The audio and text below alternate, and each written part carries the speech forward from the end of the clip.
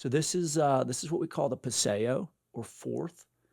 You'll notice the pavers intentionally with the X, the integration of the lush landscape, the wrought iron seats.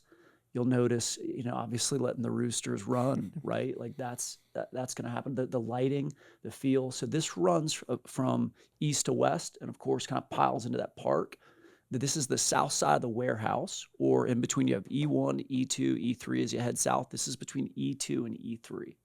Got it. And it's intentionally coming off the warehouse. We're going to show you in a moment.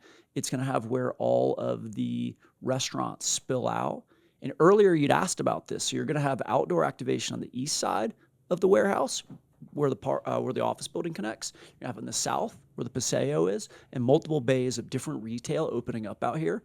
And then you're going to have it on the west, going out to the park. So All sides will be activated. several times Daryl has said it's not an armature works. It's more of a marketplace, more Correct. maybe goods, more retail. What's the best way to describe it? You travel around a lot. Yeah. Is there a place in the country you Will you could? go ahead and jump over the other slide showing the marketplace layout, given we're right next to it. So when I originally thought of this warehouse, Mm-hmm. barrel tile warehouse, barrel roof warehouse, I guess is what you'd call it. I thought it would be more open. It doesn't look open on the inside. It's like there's hallways. The barrel vault. Barrel vault. So look, all those trusses are going to be exposed, and we'll pull up an indoor Sure. picture in a second. Do not let this confuse you. Okay, just because you see a line doesn't mean it's a wall. A line is just a delineation between rentable space and common space. Got it. And it's super important to realize when you're looking at it, very limited walls because it's mostly open. Now, when you have restaurants, there are code issues that you need to have the covering and the hood and certain things, but you'll be able to see the trusses, the beautiful trusses. We're going to pull up in a second above all of this. If you want to jump over and go to, you have some indoor And renderings just real too. quick, David, hold on. You can kind of see the dark areas are probably walls, right? And then there's like etched lines, and that's probably not walls. That's probably open. That's right. I would assume. But understand that none of those, even those dark lines, that's the permit construction set. But it doesn't mean that like while you're doing it, you can't still move a wall. And the idea is this is to paint a picture. And a lot of this can be moved around as we go, and it has been. We're on maybe the fourth or fifth. Our friend Ken at TVS, give him a little shout out because he's working really hard. He has done 4 or 5 versions in 45 days, and we're talking all the tenants. So right now we've got flowers. We've got a Mediterranean kitchen. We've got several different awesome coffee vendors. We've got restaurants from New York. We've got local folks. And we're talking to them all at one time while we're moving around and improving this floor plan. And this is very close to the final, but the level of thought that goes into each of these little nooks and crannies. And just because you see separate units doesn't mean you can't still combine them, doesn't mean you can't still move walls. So it's an iterative process that we're having fun working through right now. And it's sort of a puzzle piece where it's like, hey, this tenant would like this. That means we might have to shift this one here. So it's kind of an ever evolving thing. But you're saying this is pretty close to getting towards what is to be expected. Yep. And if you're a Tampa-based business and you're watching right now and you have an interest in reaching out, get with Garrett, he'll get with me, and we can talk about some of these spaces. For example, on the south side of this right here, the bottom, that's the paseo. You have the A, B, and C, or those 3 large spaces at the bottom. Those are all restaurant spaces. One of them should really be like a breakfast brunch. One of them should be a little bit more of a family slant. One of them's a little bit more later night alcohol, in that vibe and how they're all going to tie together. And then you have the smaller spaces like the D space that'll integrate off that. On the left-hand side here, those all face out to the park, and we'll have covered outdoor area for seating, but some of that seating is very thoughtfully being left as public space as well. So you don't have to necessarily buy something to sit under the shade and tie into the park. And when I see on these little outdoor spaces, one of them is less than 500 square feet. What would be an example of a business that could go there? Like a little flower vendor. But there's all kinds of neat small vendors. And Yeah. then that's really the beauty of this right now.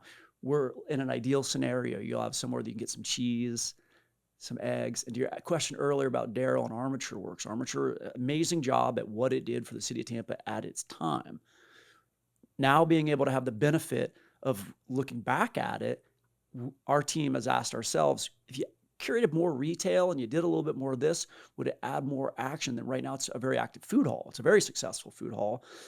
But that's your comment from Daryl, is like, we're trying to make sure there's other retail mixed into it besides just a food hall For the neighborhood, for the for the people that neighbor, live the people that there, live et cetera. upstairs. That's right. And so imagine if there's a little wine vendor. We're debating, you see that space 5 in the middle? Yes. We're debating between that and then the space is a little bit to the right of that. It's somewhere we want to have cheese, meats, dairy, some kind of fresh local goods that you can quickly come down and get back up. Now, that doesn't mean that you won't still have a Trader Joe's, a few blocks away. It just means if you need something quick, you can do that. And when you're running through here, you want to have multiple engagements with the marketplace. You don't just want to go there for a food hall. This is so exciting. I love that you're detailing this. If someone's interested or knows someone, you want to give your email out, they can reach out to you? Yeah, Josh, Josh, last name Pardue, Pardue,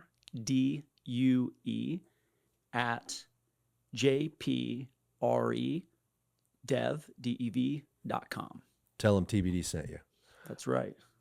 Very exciting. So almost like in Armature Works, how they do have, I think, like a flower cart across from that Buddy Brew. There's not walls that go straight up to the ceiling. Yeah. It's like this delineated space that is easily seen by the eye, but there's no walls there. That's like, that's where a good you're at. example. Right.